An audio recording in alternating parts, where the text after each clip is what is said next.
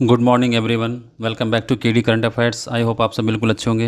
आज है 20 जुलाई 2024। 20 जुलाई 2024 से बनने वाले जितने भी मोस्ट इंपॉर्टेंट प्रश्न बन सकते हैं आज हम उन्हें डिस्कस करेंगे। साथ ही साथ हर प्रश्न से संबंधित इंपॉर्टेंट फैक्ट्स को जानेंगे। यदि आप हमारे इस चैनल पर पहली बार आएँ तो इस चैनल को लाइक एंड सब्सक्राइब जरूर करें और वीडियो को अंत तक जरूर देखें। स्टार्ट करते हैं अपने आज का सेशन। चलते हैं सीधे प्रश्न पर। आज का हमारा पहला प्रश्न है, हाल ही में विदेश मंत्री एस जयशंकर ने किस देश में भारत के पहले विदेशी जन औषधि केंद्र का उद्घाटन किया है?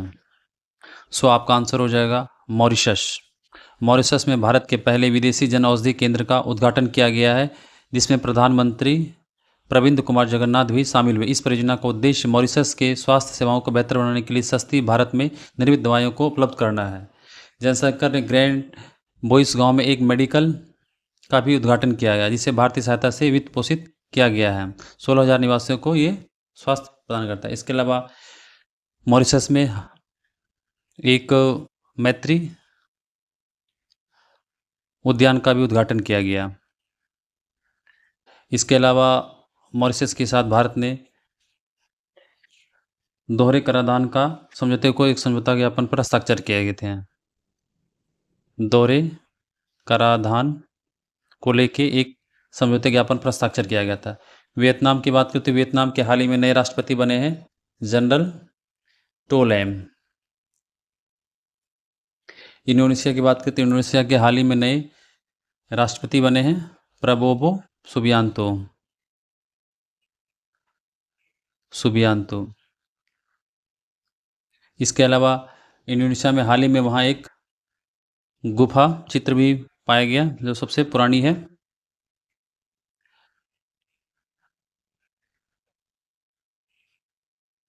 देखते हैं नेक्स्ट प्रश्न।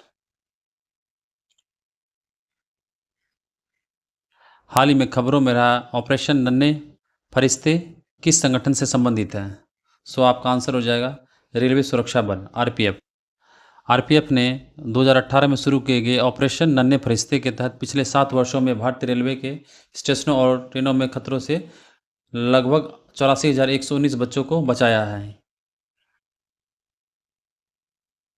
बचाए गए बच्चों को जिला बाल कल्याण समिति में सौंप दिया गया है। आरपीएफ ने सबसे अधिक 17,756 बच्चों को बचाया 2022 में। इसके अलावा आरपीएफ का नाम बदलकर अब कर दिया गया है Indian railway protection force service. Indian railway protection force service. DRDO के अध्यक्ष कौन है? Mister S Somnath. इसरो के अध्यक्ष हैं इसरो के अध्यक्ष हो जाएंगे एस सोमनाथ और डीआरडीओ के अध्यक्ष हो जाएंगे समीर वी कामत। देखते हैं नेक्स्ट प्रश्न। हाल ही में 2024 पायनियर ऑफ द ईयर पुरस्कार से किसे सम्मानित किया गया? आपका आंसर हो जाएगा ग्रेटा गेरविक को। ग्रेटा गेरविक को will Rogers motion pictures pioneers foundation द्वारा 2024 पायनियर ऑफ द ईयर पुरस्कार से सम्मानित किया गया। यह पुरस्कार मोशन पिक्चर उद्योग में गेरविक उत्कृष्ट योगदान को मान्यता देता है। गेरविक की उल्लेखनीय कृतियों में लेडी वर्ड, लिटिल वुमेन और ऑस्कर विजेता फिल्म बॉर्बी शामिल है। उत्साह पटनायक की बात करें तो उत्साह पटनायक को हाल ही में मैल्कम एडिसिसिया पुरस्कार मिला है। मैल्कम एडिसिसिया अवार्ड 2023 दिया गया था। मोहम्मद सलीम की बात करें तो मोहम्मद सलीम को हाल ही में world press of the year पुरस्कार से सम्मानित किया गया था। 2024 का इसे मिला था। अनुसुईया सेन गुप्ता की बात करें तो इससे हाल ही में 2024 में कांस फिल्म फेस्टिवल में इसे रिगार्ड श्रेणी में सर्वश्रेष्ठ अभिनेत्री का अवार्ड मिला था। बेस्ट एक्ट्रेस अवार्ड से सम्मानित किया गया था। किस श्रेणी में? रिगार्ड श्रेणी में।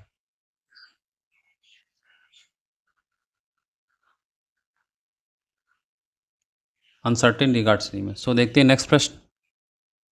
हाल ही में किसे यूरोपीय संघ आयोग के अध्यक्ष के रूप में फिर से चुना गया है? सो आपका आंसर हो जाएगा Ursula Ursula von der Leyen को। जर्मनी की उर्सुला वॉन डेर लेयन को दोबारा यूरोपीय संघ आयोग के अध्यक्ष के रूप में चुना गया है। यूरोपीय संघ ने दूसरे 5 साल के कार्यकाल के लिए फिर से इस नाम की स्वीकृति दी है। वॉन डेर लेयन जो 720 सीटों वाले में से 401 सीटों से वो जीत गई है। यूरोपीय संघ के कार्यकारी निकाय के रूप में वो के लिए बहुत ही बहुमत से जीत गई है। इसके अलावा हाल ही में रॉबर्टा मेत्सोला को जो माल्टा की सांसद है, इसे यूरोपीय संसद का अध्यक्ष के रूप में चुना गया है दूसरे कार्य के लिए। एंटोनियो कोस्टा की बात करें तो इसे यूरोपियन काउंसिल का अध्यक्ष चुना गया है। मार्क रूटे की बात करें तो मार्क रूटे को हाल ही में नाटो का अगला चीफ नियुक्त किया गया है। सो देखते हैं नेक्स्ट प्रश्न। हाल ही में किस राज्य ने मानवता के लिए 2024 का गुल्बेकियन पुरस्कार जीता है? सो आपका आंसर हो जाएगा आंध्र प्रदेश। आंध्र प्रदेश सामुदायिक प्रबंधित प्राकृतिक खेती जो 7 वर्ष पहले रायतू साधिकारा संस्था के माध्यम से शुरू की गई थी, राज्य सरकार की पहल है। इसको मानवता के लिए 2024 का गुल्बेकियन पुरस्कार से सम्मानित किया गया।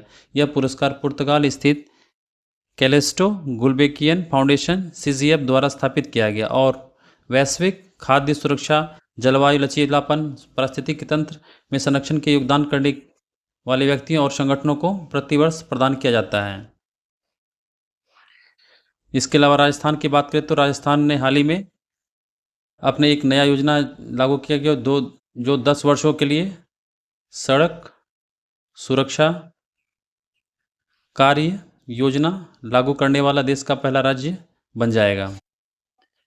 इसके अलावा नागालैंड को हाल ही में बागवानी के लिए सर्वश्रेष्ठ स्टेट का दर्जा दिया गया है और महाराष्ट्र को हाल ही में सर्वश्रेष्ठ कृषि राज्य का दर्जा दिया गया है 2024 में। सो देखते हैं नेक्स्ट प्रश्न। हाल ही में महिला एशिया कप 2024 का आयोजन कहाँ किया जा रहा है? सो आपका आंसर हो जाएगा श्रीलंका। महिला एशिया कप 2024 का आगाज जो है दाम्बुला श्रीलंका में आयोजित शुरू हो चुका है। इस टूर्नामेंट में कुल 8 टीमें भाग लेंगे। जो गत चैंपियन भारत, पाकिस्तान, नेपाल, संयुक्त अरब अमीरात, श्रीलंका, बांग्लादेश, मलेशिया और थाईलैंड शामिल होंगे। जिसमें पहला मैच नेपाल और UAE के बीच में खेला जा रहा है, वहीं दूसरा मैच जो भारत और पाकिस्तान के बीच में होगा। बांग्लादेश की बात करें तो बांग्लादेश में जो T20 इंटरनेशनल क्रिकेट जो वुमेन्स का है आयोजित किया जाएगा, अक्टूबर में आयोजित किया जाएगा ये। भारत की बात करें तो भारत ने हाल ही में ICC T20 mains world cup 2024 का खिताब इन्होंने जीत लिया है। किसे हराकर? साउथ अफ्रीका को हराकर। फाइनल मैच कहाँ हुआ था? बारबाडोस में। बारबाडोस में। सो चलते हैं नेक्स्ट प्रश्न। हाल ही में किस भारतीय को T20 टीम का नया कप्तान बनाया गया है? सो आपका आंसर हो जाएगा सूर्य कुमार यादव को। भारतीय टीम के श्रीलंका दौरे के लिए सिलेक्शन टीम कमेटी ने टीम इंडिया की घोषणा कर दी है।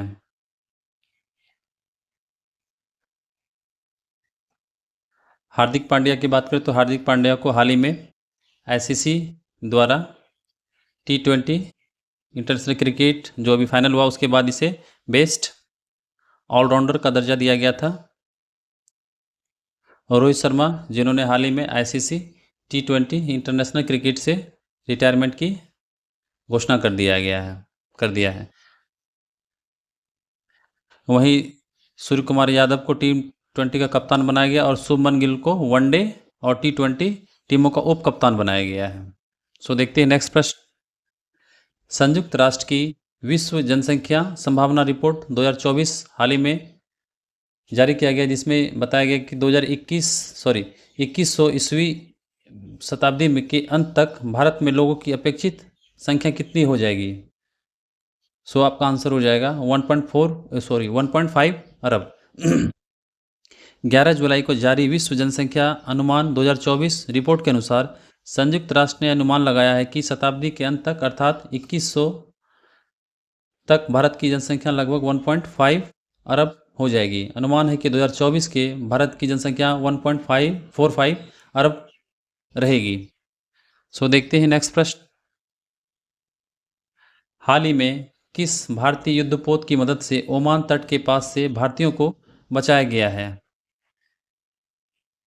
इसलिए न्यूज में बना गया। सो आपका आंसर हो जाएगा INS तेग। भारतीय नौसैनिक युद्धपोत INS तेग ने ओमान के तट के निकट डूबे तेल टैंकर से कुल 8 भारतीय सहित चालक दल को 9 सदस्यों को बचा लिया है। कोमोरोस ध्वज वाले तेल टैंकर MV प्रेस्टिस फाल्कन को 13 भारतीय और श्रीलंका के 3 लोगों सहित चालक दल को के 16 सदस्य शामिल थे, जिसमें से लोगों को तलाश जारी है। टैंकर के पलटने के बाद खोज और बचाव कार्य जारी है। इसमें भारतीय नौसैनिक युद्धपोत और एक P-8I समुद्री गश्ती शामिल है। INS चेन्नई की बात करें तो इन्होंने हाल ही में एक ऑपरेशन चलाया था, जिसमें सोमालिया में हाईजैक किए गए MV लीला नॉरफॉक को सोमालिया के बंदूकों के द्वारा छुड़ा लिया गया था। INS दिल्ली की बात करें तो INS दिल्ली को हाल ही में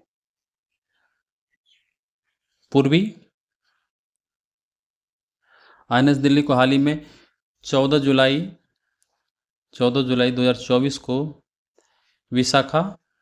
विशाखापट्टनम में आयोजित एक समारोह में पूर्वी बैंड का सर्वश्रेष्ठ जहाज का दर्जा दिया गया, के लिए नामित किया गया। INS विक्रांत जो भारत का पहला इंडियाज फर्स्ट इंडिजीनियस जो भारत का पहला स्वदेशी रूप से निर्मित एयरक्राफ्ट कैरियर है, INS विक्रांत। सो इस क्वेश्चन का आंसर हो जाएगा INS तेग। सो देखते हैं नेक्स्ट प्रश्न। हाल ही में किन 2 संगठनों ने वित्तीय क्षेत्र में विश्व का पहला जैव विविधता बॉन्ड जारी किया है।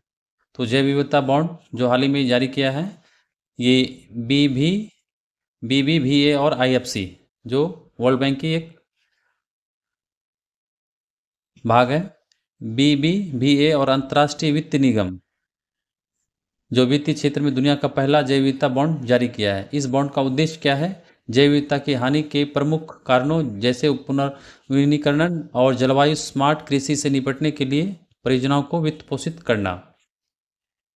सो देखते हैं नेक्स्ट प्रश्न। सो फ्रेंड्स, आज का सेशन यहीं तक था। आई होप आपका सेशन आज को अच्छा लगा होगा। सो देखते हैं पिछले प्रीवियस डे के क्वेश्चन को रिवीजन कर लेते हैं। हाल ही में पॉल कागमे चौथी बार जो देश के राष्ट्रपति बने हैं, किस देश के? रवांडा के। हाल ही में सीरम इंस्टीट्यूट ऑफ इंडिया और ऑक्सफोर्ड यूनिवर्सिटी ने किस देश में उच्च प्रभावकारिता वाली malaria vaccine R21 matrix M launch किया है? सो आपका आंसर हो जाएगा कोट डी आइवरी। हाल ही में विदेश मंत्री एस जयशंकर ने किस देश में मित्रता के प्रतीक के रूप में मैत्री उद्यान का उद्घाटन किया है? सो आपका आंसर हो जाएगा मॉरिशस। किस राज्य ने अग्निवीरों को पुलिस भर्ती में 10% आरक्षण देने का ऐलान किया है? सो आपका आंसर हो जाएगा हरियाणा। हाल ही में चर्चा में रही कृति पहल किस मंत्रालय द्वारा एक लागू किया पहल है? तो आपका आंसर हो जाएगा शिक्षा मंत्रालय। किस राज्य ने हाल ही में लड़का भाव योजना शुरू किया है? सो आपका आंसर हो जाएगा महाराष्ट्र। फिर है विश्व जूनियर स्क्वैश चैंपियनशिप 2024 में किस भारतीय ने कांस्य पदक जीता है? सॉरी बाबा, आपका आंसर हो जाएगा। हाल ही में भारत ने किस देश के साथ पाम ऑयल और अन्य क्षेत्रों में दोनों देशों के बीच सहयोग बढ़ाने के लिए एक फैसला लिया है? सो आपका आंसर हो जाएगा मलेशिया। हाल ही में गृह मंत्री अमित शाह द्वारा शुरू की गई भारत की पहली टोल फ्री राष्ट्रीय मादक पदार्थ विरोधी हेल्पलाइन का क्या नाम है? मानस। उसका नंबर है 1933। आखिरी है, हाल ही में थॉमस मुलर किस देश से हैं जिन्होंने जुलाई 2024 में अंतर्राष्ट्रीय फुटबॉल से संन्यास ले लिया है? सो आपका आंसर हो जर्मनी। और भारत के फुटबॉलर, प्रसिद्ध फुटबॉलर खिलाड़ी है जो हाल ही में संन्यास लिया। सो आप इस क्वेश्चन का आंसर कमेंट बॉक्स में जाके कर सकते हैं। सो चलते हैं अपने आज के क्विज पे। सो फ्रेंड्स, आप यहाँ पे 5 प्रश्न स्क्रीन पे देख सकते हैं। आप इनके आंसर जाके कमेंट बॉक्स में कर सकते हैं। यदि आपको आज का सेशन अच्छा लगा और वीडियो को अंत तक जरूर देखें तो इस चैनल को लाइक एंड सब्सक्राइब जरूर करें और वीडियो को दूसरों को भी शेयर करें। सो मिलते हैं अपने नेक्स्ट वीडियो में। थैंक यू, धन्यवाद।